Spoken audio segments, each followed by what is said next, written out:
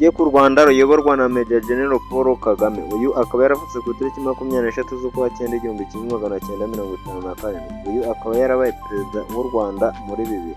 Mu gihe cy'inzibacyuho ni nyuma y'ifungwa ry'uwari perezida w'u Rwanda Pasiteri Bizimungu ashinjwa ibyaha bya ruswa. Gusa uyu yaje kubabarirwa ahabwa imbabazi muri 2008. Muri 2003 nibwo yatangiye manda ye nka perezida watowe n'abaturage atsinze Twagiramungu, uyu bakunze kwita Rukokoma. Uyu akaba aherutse no kwitaba Imana, kandi uyu Twagiramungu akaba ariwe wabaye minisitiri w'intebe wa mbere nyuma ya jenoside yakorewe abatutsi, akaba ari muri leta y'ubumwe. Uyu perezida akaba yarabaye visi perezida, akaba ariwe wenyine wafashe uwo mwanya kuva u Rwanda rwabaho, akaba ari nawe wawugiyeho wenyine.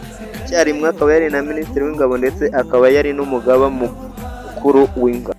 Umwuga w'igisirikare akaba yarawutangiriye mu